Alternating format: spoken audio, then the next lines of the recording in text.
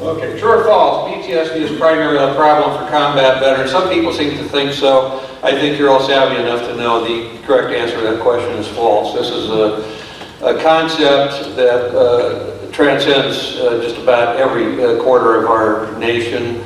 It's been around forever. What they called it in times past, we have the battlefield terms, shell shock and battle fatigue. That didn't apply to the common person on the streets, but there's trauma everywhere, and we have to learn how to deal with it. So who's most affected? The list goes on and on. Various categories, different levels of trauma. First responders are high, probably the highest category, at least in terms of recorded records. Women who are subjected to rape and serious sexual abuse. And interestingly enough, that includes a lot of young men in this nation. Sexual abuse statistics, I'm told, for boys under 18 as to girls under 18, it's about the same. I do want to mention one thing that got me interested in a concept of bringing people from different backgrounds together to work together toward common solutions was something I detected with Senate Bill 129. Key language in there for me was the appointment of, considering the appointment of a task force to look into PTSD. So it was referred to an advisory committee under the ODVA, Oregon Department of Veterans Affairs, to review, consider, and report, to evaluate the benefits of empowering a task force to make recommendations for the diagnosis and treatment of Oregonians with post-traumatic stress disorder, particularly veterans, and identify funding sources for statewide efforts to improve the diagnosis and treatment of persons with post-traumatic stress disorder in this state. I got involved with the process. I'm a volunteer to serve on such a task force if it's ever formed, but some things don't happen quickly. I was involved with hearings with the advisory committee, and just talking off the record, and I've passed this on to Senator Manning, there was some reaction that why did this come to us? Is this something that the legislature wishes to just simply have killed by committee?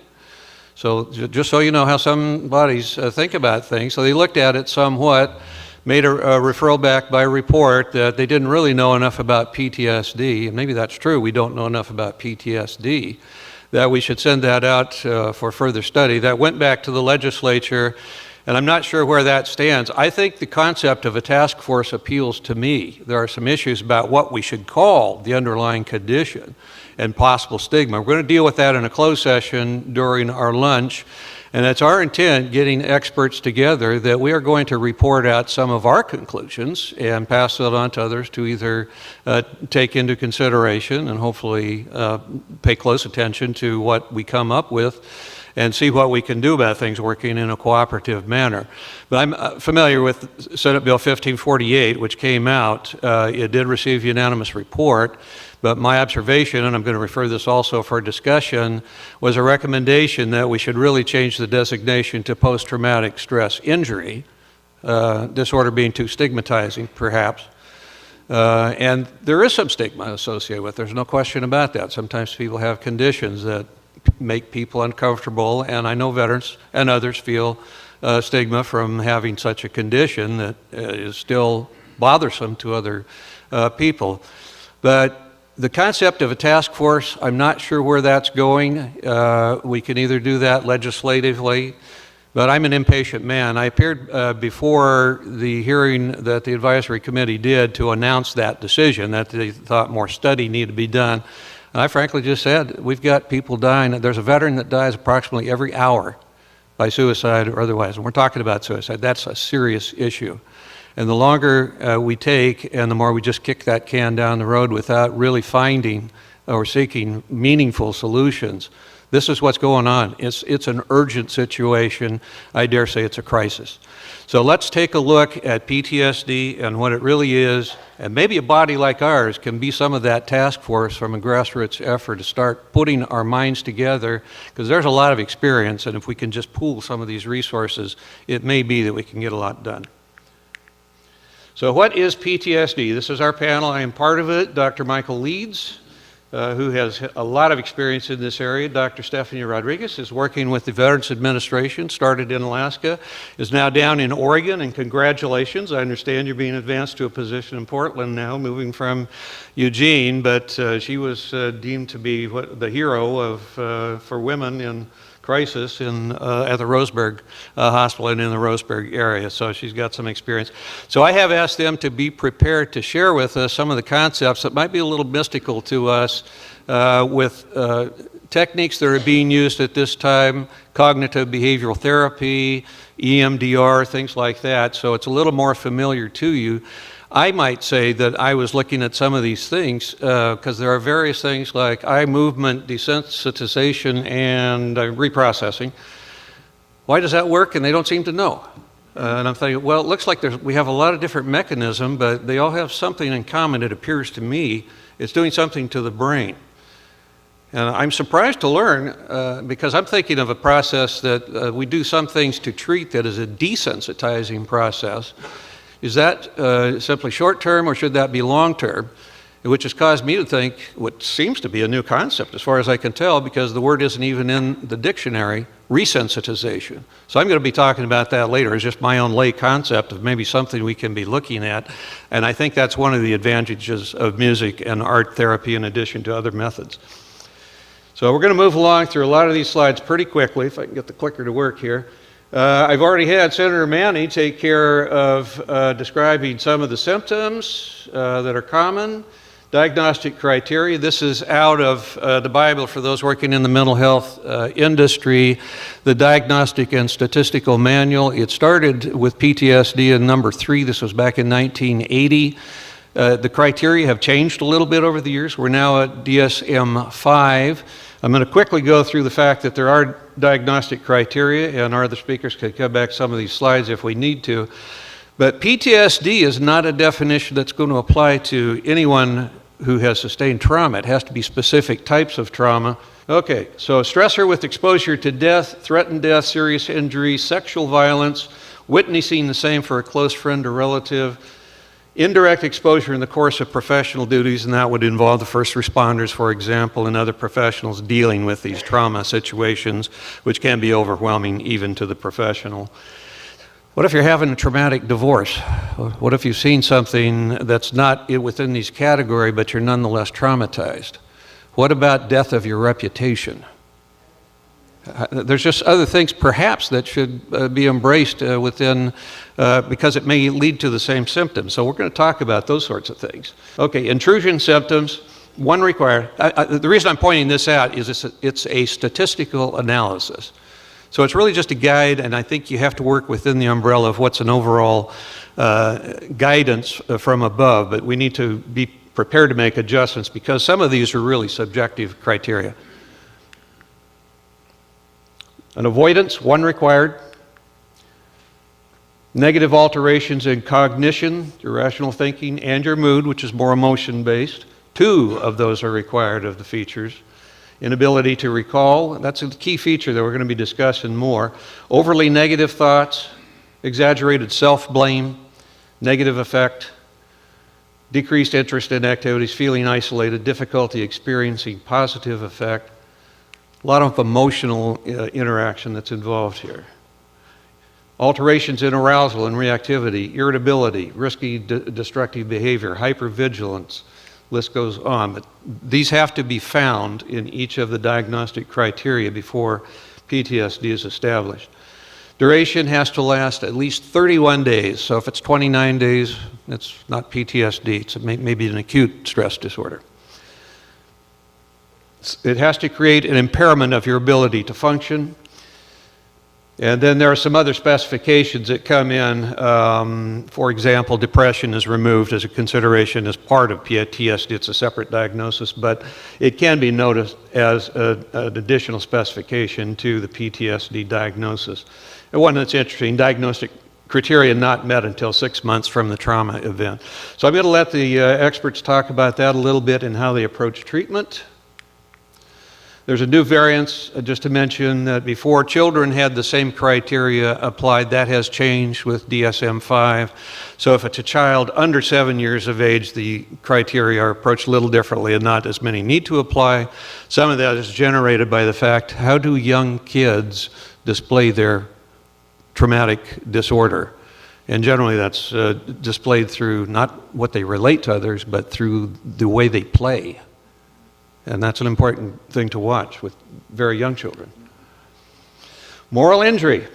Chaplain Landon, you're on for a little bit to enlighten us on what moral injury and why moral injury is not actually characteristic of PTSD as defined in DSM-5. Okay, so as Ron has already addressed, one of the issues when you call something trauma is does it in fact meet the clinical definition of trauma? The concept of moral injury came about beginning in the 70s when a VA psychiatrist named Jonathan Shea observed that he was treating a lot of service members coming back from Vietnam with the symptoms of PTSD, but who did not have trauma per the official definition. And what particularly brought it to his attention was that they did not respond to standard evidence-based treatments for PTSD either. And so he began to inquire into what they had in common, and what they had in common was an experience of profound moral transgression. So that is, it can mean that they committed something that they found to be morally transgressive. Okay, and Ron has kind of already addressed some of this, that not everything that causes persistent emotional dysfunction qualifies as trauma per clinical definition. I have the opportunity to present to some social work students at the Pacific University. And one of the students, the last time I did it, I was describing a situation where a service member, or a veteran now, she's retired now, whom I know, has experiences the symptoms of PTSD, but they're rooted in an event where she was verbally abused by a supervisor. At no time was her life in danger, or did she even perceive her life to be in danger. But the supervisor's conduct was so contrary to the ethical and moral expectations that she had for someone in that position of leadership and authority. And that she was so horrified by it that she did experience persistent emotional dysfunction as a result. And one of the students says, well, I think that could be pretty traumatic. And so, well, if you're going to be a clinical professional, you have to be able to distinguish from your subjective assessment of how harmful something might be and from the clinical definitions. Okay? So when we use the term transgression, we're saying a violation of one's deeply held moral expectations and beliefs. Your idea about the way the world should go, the way the world does go, when it deals with matters of right and wrong. Moral does not equal legal, and you cannot resolve someone's sense of moral transgression by pointing out that the event that precipitated it was in fact legal. One of the examples I run into fairly frequently is service members who are struggling with the concept of that they've been taught that one of the 10 Commandments is thou shalt not kill, and they haven't been taught a nuanced ethic with that, or the theory of just war with that, or at least have not resolved that in their minds.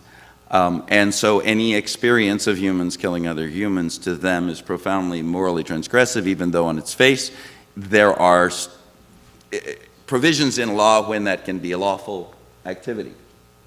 So it is significant to know that that PTSD and moral injury can coexist.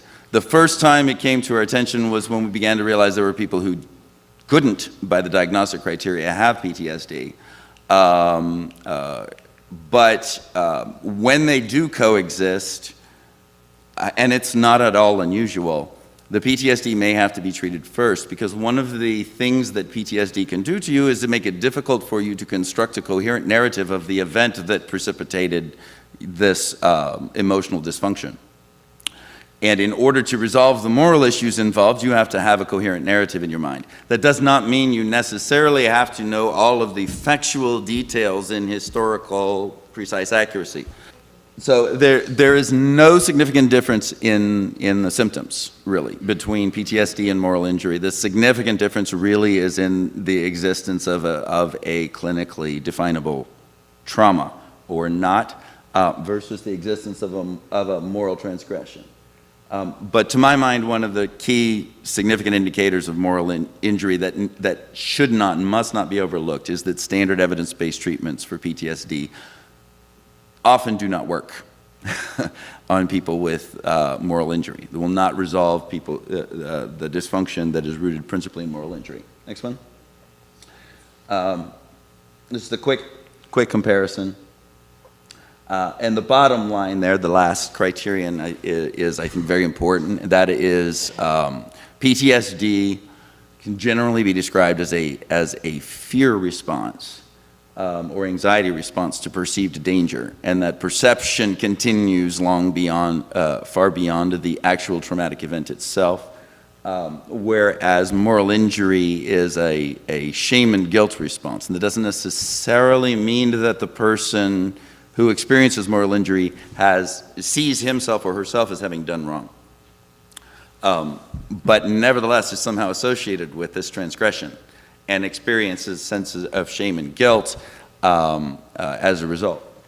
I already dealt with the first and second bullets, and the third one. And there are religious or spiritual concepts that can be very helpful in addressing moral injury. When I say spiritual, it does not necessarily deal with concepts of supernatural, but principles related to a sense of identity, purpose, and meaning, that from which a person draws those values in life. And so it can be very appropriate even to people who do not themselves identify with a particular faith group of any kind. Some of the basic religious or spiritual concepts is what I call going apart together.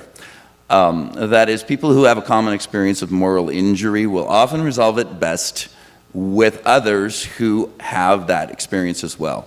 Optimally with people whose experience is in the same event.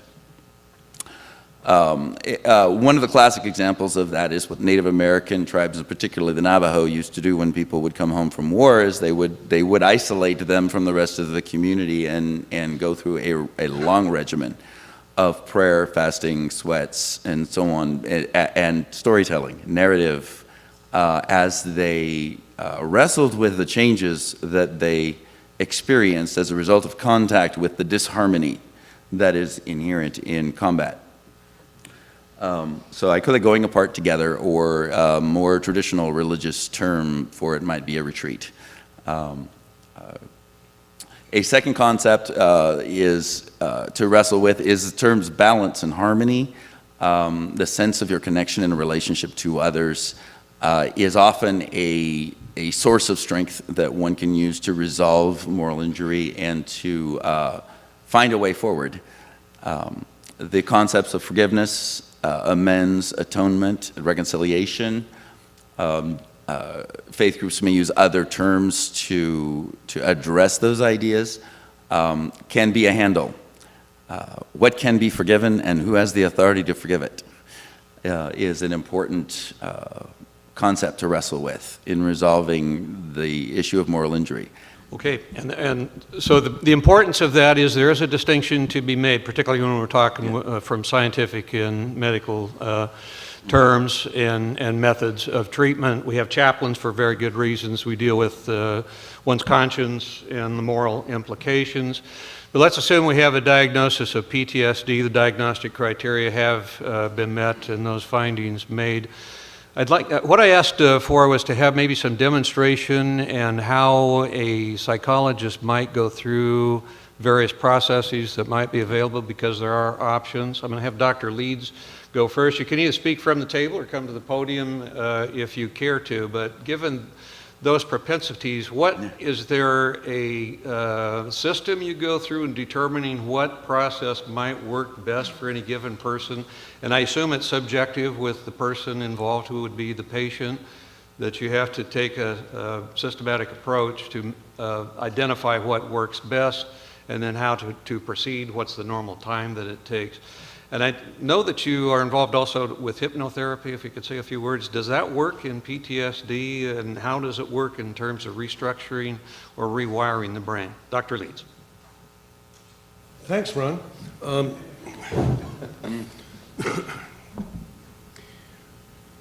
I grew up in Los Angeles, so I apologize to all you Oregonians. My first exposure to shell shock was in the 11th grade. The teacher that was in 5th period next to me was a shell-shocked veteran, as to his reputation was, and he became tremendously intoxicated by 6th period, and another teacher would gather him up at his classroom and carry him to his car and drive him home. That was well known in my high school. My second exposure to PTSD was in a community mental health center in Los Angeles. I was a program director, and I had a patient who was referred for methamphetamine. And he and his brother were on a long methamphetamine run where they got into an argument over money and dope, and he effectively pulled out a service revolver and shot his brother in the chest. What he said was, as his brother's body was moving backwards through the kitchen, he landed on top of him and inserted the muzzle of his revolver into his brother's mouth, and he was ready to pull the trigger, and stopped and told me that what was really interesting to him was that he was screaming at him in Vietnamese.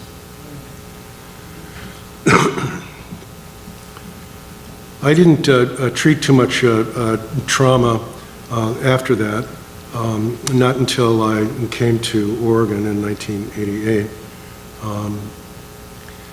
I opened a private practice. I treated mostly adjudicated youth in a traditional psychotherapeutic model that I was trained in Southern California, which is essentially humanistic existentialism. When the Veterans Administration decided that they couldn't tolerate, or they couldn't handle, and probably tolerate too, the great volume of individuals who were approached for services related to their military experience, they opened up a program called the Veterans Choice Program. And because I am a veteran, I am interested in serving that population, and I went after that group. As the Reverend commented, I've treated people who had moral injury. A Air Force bombardier never saw any direct combat, but loaded bombs onto airplanes and armed them. And one of the airplanes that he armed and subsequently sent on mission blew up a school. He considers himself to be a man of faith. He has children of his own, and that experience was intolerable for him. I treated another Vietnam-era guy who came originally into our clinic for family management issues between he and his son. Military life is extraordinary, and for non-military people, it would be very hard to imagine what that structure and that lifestyle is about. One of the things that can happen with veterans who have struggled with their issues related to military life is rather black and white thinking. Things are either the Army way or they're wrong. And so, for those of you who are in the military, you know what I'm saying. So he applied that as a parenting strategy, and that effectively sabotaged his relationship with his son. And it was irreparable, honestly. They were in therapy together for years, and the son could not resolve the issues that he had with his father, and subsequently they terminated their relationship. I picked him up when my partner discovered that he was actually a combat Marine from Vietnam, and I picked up the case. I treated him for a year before he told me the following story of being on a mission where they encountered some VC, and they killed all of them. He shot one of the VC with a shotgun, and when they approached the issue, when they went to see what had happened, he had killed a 14-year-old girl. He told me that story for a couple of months, and then when we were reviewing it, he leaned forward and he said, I cut her nose off. To which I responded, of course you did. Of course you did. It's not easy to put a human being in the crosshairs of a weapon and pull the trigger. That evidence was clear from the military for many years. As a matter of fact, they changed their training style so that more people would fire their weapons in combat. So, Ron asks, what are the treatment issues? Well, one of the first things that I discovered is that PTSD is a systems issue, and that has been largely ignored, that it's a family issue. And the man with the moral trauma came in with his wife, and they were having tremendous, tremendous problems. He had a profound anger management issue, which I'll show you in just a second. I turned to his wife and I said to his wife, can you help me to help him to live more comfortably? And she turned to me and she said, no, I'm done with this PTSD. I'm done living like this. And they divorced. What I've noticed over my 7 years in treating combat vets is that there are more individuals affected than just the veteran themselves. And that approach needs to be embraced. We need to do wider community stuff, wider familial stuff. We need to embrace the system, and that I think is one important perspective. The talking therapy stuff, the things that I was trained in originally, I'm old, and I've been doing this a long time, and the talking therapy stuff is I think helpful, but not complete. And so over the years, I think we've struggled with trying to find something that would be reliable, that would be replicable, that would be a suitable intervention. So in the past, what I've struggled with is coming up out of the traditional psychotherapy model and going into things that are more mind-body. And I think that's a stronger and better intervention. I think that there's ways in which we can intervene with individuals from a body standpoint that can't be achieved through talking therapies. So the primary guy that I'm interested in these days is a psychiatrist by the name of Bessel van der Kolk, and he works at Mass General in Boston, and he probably is the most experienced guy in the world in trauma. And so what he's advocating for is some mind-body stuff, either yoga or Tai Chi or something that brings veterans and trauma victims back inside of their body, because they often shut down their physical and emotional experiences. So I'm doing a combination of mindfulness stuff, which I morphed from John Kabat-Zinn. Kabat-Zinn is a biologist who wound up with a population of individuals that couldn't be treated, I guess, they had been given up on. And he used meditation and yoga as a way of intervening with these individuals. I wrote a program for Sacred Heart at Riverbend on stress management for cardiac patients. And I couldn't do yoga with the cardiac people because you have to have a certain level of fitness to be able to get into those asanas, the postures. So I swapped it out for a Chinese system called Qigong, and included Vipassana, which is a Tibetan meditation. It's a thought-watching process. So I'm using both Vipassana interventions and encouraging physical things, whether it's power knitting or yoga or Tai Chi or those types of interventions, along with talking therapy. Does that involve sound and vibrational therapy? I don't do that personally, but I do have a patient that I'm very interested in doing sound and vibrational stuff with, but I don't personally deliver that service. One last piece, and then I'll turn it over. There's a man, a neurologist by the name of Dan Siegel. He's really a super guy if you ever get a chance to see him. He's got a model of a hand, and I find this to be particularly instructive for the people that I serve in this regard. So his model is spine and then brainstem, and the brainstem is where fight or flight is, and then he uses the thumb as the limbic system, and the limbic system has transactional neural connections to the brainstem, and then over the top comes the cortex, the most recent development in brain, and the most important part of this is the medial prefrontal cortex, which also has transactional neural connections. All of this stuff is related. And so what Dr. Siegel talks about, and also what Dr. Vanderkok talks about, is this limbic system.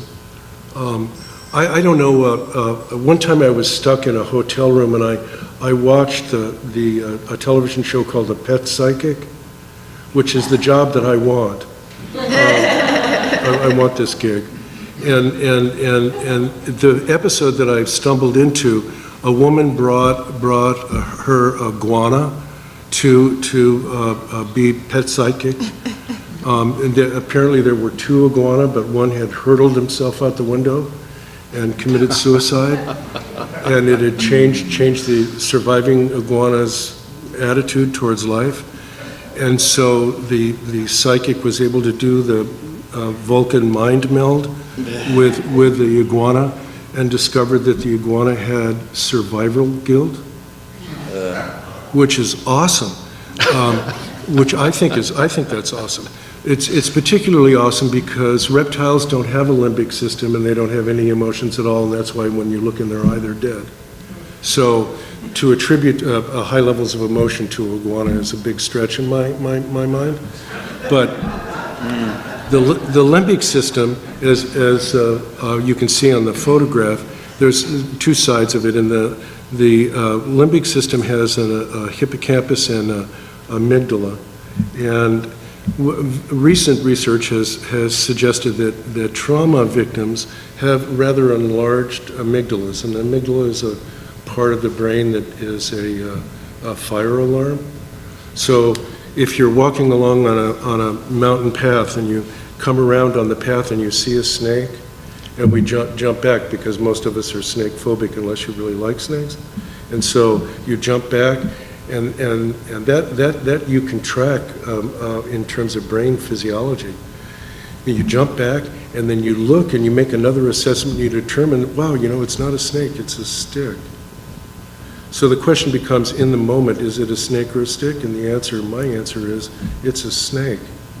The brain's hardwired to protect us, so it short circuits any analysis in the prefrontal cortex and just goes to the amygdala and we move. That's happy. Well, trauma patients evidenced enlarged amygdala. And what happens as a result of that is that many of the veterans that I serve misinterpret their dynamics with their family members, and that any criticism can be perceived as an attack or a threat, and they overreact to this. And so we're trying to explain that phenomena to them, and then help to slow it down and encourage more calming responses. In terms of just finishing, in terms of the hippocampus, if I asked you, could you tell me the story about the day that you got married? You could tell me a beginning and a middle and an end, and it would be a flow, and perhaps the image of standing in front of whoever performed the ceremony for you and the entire event could be called up in your mind's eye. But it wouldn't be technicolor. It would be muted in a certain way. Don't you agree? It's not vivid and bright. Well, the brain apparently has a great deal of difficulty dealing with trauma. And so what it does is take strobe snapshots, like that, of the event. And the brain has a great deal of difficulty integrating that. So it stays stuck in the hippocampus and doesn't ever get magically converted, however that occurs, into the cerebral cortex so that it takes its place along with my wedding day. I have a patient who's driving his work truck out in Marcola. He sees an IED explode in the side of the road, bright Technicolor, dives out of the driver's seat, throws himself onto the firewall on the passenger side of his truck, and that's where he is when his supervisor gathers him up. It was clear as a bell, bright, clean, Technicolor, real. That's what the brain does. So, if we can use sound, if we can use meditation, if we can use movement, if we can use some talking therapies, if we can use a couple of things, what Ron was indicating, EMDR, I'm not sure whether Stephanie uses that or not, but it has to do with bilateral hemispherical dominance and how the brain processes information. And so we can integrate all of those approaches. I think we'll come to a better place in terms of serving the patients who are struggling with these types of traumatic events. The state of Oregon mandates all clinicians to take some trauma-informed education. So I just retired from the University of Oregon involuntarily. That's another story. But the College of Ed did allow me to write 2 courses, one on veterans reintegration and one on war trauma. And I was able to teach those for 4 years to budding clinicians, trying to gear up this next generation of healthcare providers for the 30,000 plus veterans and their families that we have in our community. If I can cut you off there, this is an excellent segue into just a short presentation I'm going to have from my lay standpoint, but I think it hits some of the issues involved here. What you have to realize is we have the cognitive side of the brain, which is our rational thought and what we observe, and guess what? Our emotional part of our brain is way ahead of the cognitive side of the brain. So you see the bear, your body is already reacting because your subconscious is working about 30 times the speed of your cognitive brain. So your heart's already beating and getting ready, shutting down certain aspects so that you can run or do whatever you need to. It's usually going to be a fight or flight response. So recognize there's the cognitive response to a threat, there's the bodily or somatic response to the threat. Next slide, please. We're going to go through these pretty quickly, but nearly all of what we perceive is at the subconscious level. Who we are is a mix of cognition and emotion. And guess what usually wins when in that emotional versus rational fight? Your body really gets charged up sometimes and you lose it. Subconscious brain process, 30 times the speed of cognitive brain function as a general proposition. Next slide. So you've got hormones going crazy in there through various glands, so we can talk about that. Hippocampus, in my take, is a key area here. It's the center of emotion-linked declarative conscious memory. What is memory? I don't think we know yet exactly how memory works. Next slide, please. The hippocampus is deep in the brain, so as evolution has evolved, where our emotional being is more in the earlier phase. We have reptilian brain, we have mammalian brain, and then our cognitive brain. But a lot of what is driving our emotional state is deep within the brain. Next slide, please. So hippocampus is just a small organ. We've got the amygdala, which is sort of next to it. And this is the limbic system, thalamus, cortex.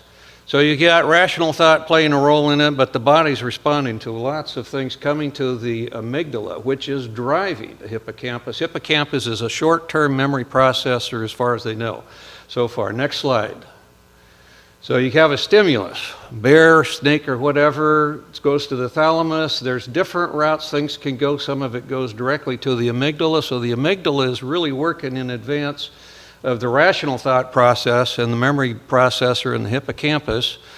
In my thinking, this may be something where it's like a computer overload. You're getting so much adrenaline and so much stuff pumping in there trying to process, because part of what the brain needs to process is prior experience. Is this furry animal something we've had a dealing with before, or do I need to analyze what's going on?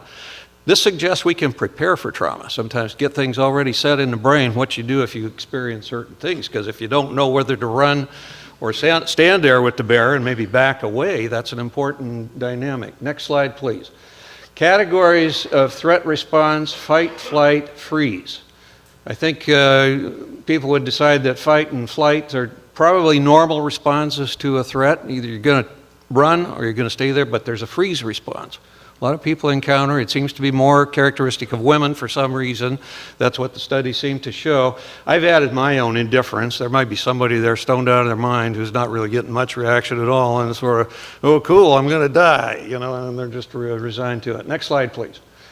So, importance of freeze discharge, this is theoretical, but animals have been observed to also have a freeze in response to a threat, and if they're not consumed by another animal, they observe there are some symptoms they go through which they call a freeze discharge, that they're coming back into a normal state of being by shuddering or something of that nature. So if there's a freeze response to a traumatic event, the fear cycle is not completed without a freeze discharge consisting of shuddering, similar methods associated with shock, but it's not the same thing. Next slide.